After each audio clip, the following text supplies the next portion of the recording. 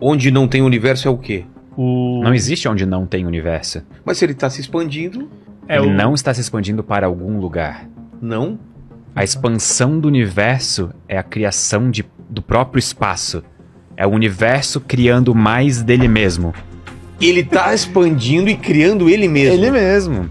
É que assim, concordas comigo que não faz sentido falar de lado de fora do universo? É. Porque, por definição, tudo que existe está dentro do universo.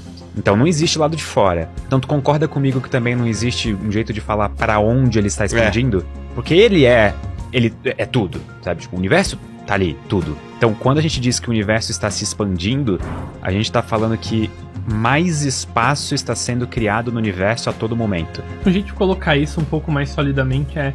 Imagina que você tem duas galáxias muito distantes. Tá. E elas estão a, sei lá, 1 bilhão de quilômetros uma das outras. E você mede a velocidade dessas duas galáxias e vê que elas são basicamente paradas uma em relação à outra. Duas galáxias desconectadas vivendo a própria vida. E daí você espera alguns bilhões de anos e você mede as distâncias entre elas e daí dá 1,1 bilhão de quilômetros. A distância delas aumentou 10%, sendo que elas não se moveram. O que aconteceu? Surgiu mais espaço entre elas. O próprio espaço... Essa é a expansão do universo. Entendi. Ele não tá indo para algum lugar. Ele tá criando mais dele mesmo. Eu sei que deve existir vida fora da Terra em algum lugar do nosso universo. Probabilisticamente? Uma questão estatística, sabe?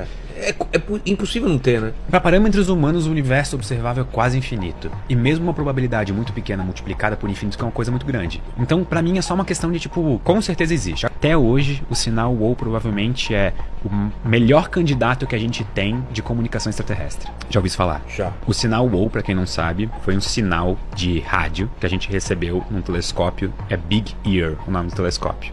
E a gente recebeu um sinal de 72 segundos. E por causa Por que ele era diferente? Aí que tá. Foi lançado um artigo por 2 físicos da Universidade de Cornell, se eu não me engano. E nesse artigo, esses 2 físicos estavam tentando estipular se eu fosse uma civilização inteligente e eu quisesse contatar outras civilizações inteligentes, de que maneira eu faria? E eles passaram por várias ideias, várias coisas. Talvez eles usassem raios gama, que são extremamente energéticos e chamariam atenção, mas eles descartam essa hipótese porque precisaria de muita energia na fonte para emitir esses raios. Não seria, tipo, prático, não seria eficiente. E aí eles chegaram à conclusão de que existe meio que uma faixa do espectro eletromagnético que é perfeita para mandar sinal no espaço, que é a faixa da linha do hidrogênio, que é 1420,4 MHz. E por que ela é tão boa? Porque ela não é barrada pela poeira que tem no meio interestelar. Ela atravessa. É como se o universo fosse meio que transparente para essa frequência de onda eletromagnética. Chuta qual foi a frequência recebida no sinal WOW. Foi nessa frequência?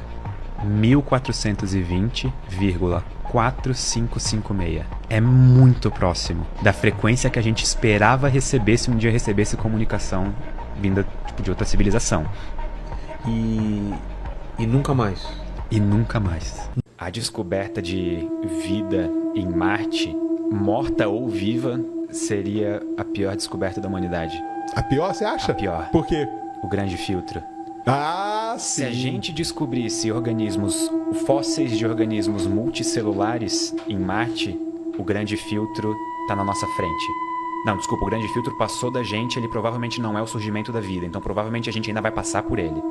Agora, se a gente descobre vida unicelular fóssil, por exemplo, a gente já passou por um dos grandes filtros. Isso não quer dizer que não tenha outro. Exatamente.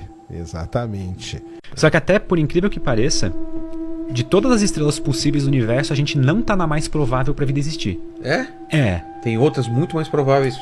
Principalmente as que duram mais tempo.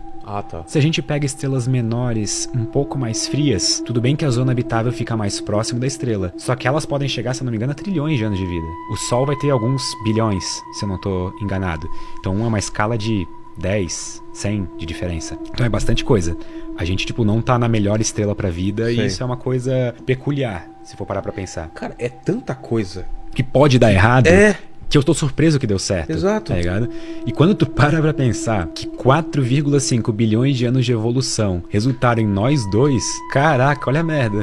Não, cara, até pra eu tá aqui, era só um espermatozoide dar uma cotovelada no outro, que era eu. Uma cotoveladinha assim, passar na frente, já não era eu, cara.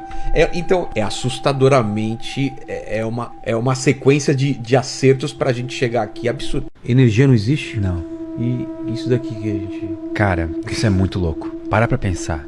Energia não existe. Você tá me dizendo? Não. É tipo, a gente meio que constrói a matemática em volta da conservação dessa quantidade física de alguma coisa. Tá. Não existe, por exemplo, uma partícula de energia no universo, mas a gente consegue ver o que a gente conhece como energia e o efeito disso, por exemplo, como uma propriedade dos objetos. É. O físico Richard Feynman tinha um exemplo muito interessante que ele usava para ilustrar isso. Vamos supor, tipo assim, que tu sabe, por exemplo, que uma criança tem, sei lá, bloquinhos. Certo. E todos os bloquinhos são iguais. Sabe o volume deles. E aí todo dia tu monitora, por exemplo, o nível de uma banheira. E o nível da banheira, tu sabe que ele tá no estado mais alto quando tá quase transbordando. Só que daí, amanhã, o volume da banheira caiu exatamente o volume de um bloquinho. Tá. Ou caiu o volume de 2 blocos. Tu nunca vê os bloquinhos diretamente. Eles estão, tipo, dentro ali, sabe? Tipo, eles estão junto com aquele processo. Só que, tipo, tu consegue medir aquilo indiretamente. Então, por exemplo, quando um corpo ganha, sei lá, alta energia potencial gravitacional, tu levanta ele. Tipo, tu consegue ver isso indiretamente através de, sei lá, a massa dele aumenta uma fração minúscula, coisa do tipo. Mas não existe, tipo, uma partícula de energia. Não existe, tipo, uma coisa sólida que tu possa tocar e chamar de energia, sabe? Por muito tempo eu não comia. Porque banana tem antimatéria. Quer dizer, ela produz, né? Porque ela tem um átomo de potássio, um isótopo de potássio, que no decaimento dele, ele é radioativo. Então, no decaimento, ele produz antimatéria. E aí, tipo, não ironicamente, tipo, tu sabes que seres humanos emitem radiação, né?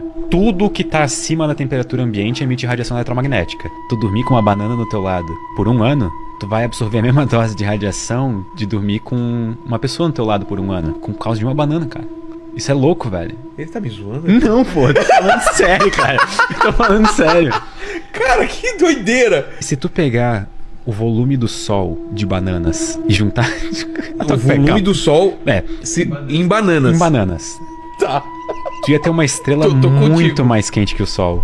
Muito mais quente que o sol. Que a probabilidade de existir vida no universo, em outros lugares fora a Terra, obviamente, é maior do que de não existir. Eu comecei a ver, por exemplo, alguns fatores que provavelmente levaram a vida na Terra a ser como ela é. A gente hoje tem o que a gente chama de vida inteligente, que é o que a gente busca quando a gente busca por vida fora da Terra. Muito provavelmente, a maior parte da vida que a gente poderia encontrar fora da Terra não seria que nem a gente vida complexa. Ela seria, por exemplo, vida bacteriana, que inclusive foi a forma de vida dominante e exclusiva praticamente do planeta Terra por alguns bilhões de anos. Então, eu não vejo motivos pra gente olhar pro resto do universo e falar, não existe vida nem bacteriana nesses lugares.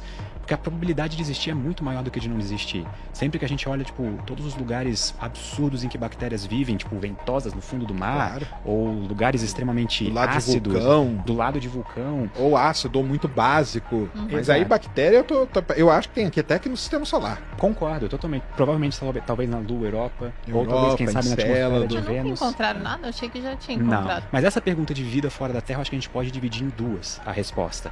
Vida inteligente, como a nossa, vida complexa, aí eu acho um pouco talvez mais difícil, já vou dizer o motivo. E vida simples, tipo bactérias, que essa eu acho que é assim, a chance é quase 100% para algum lugar do universo.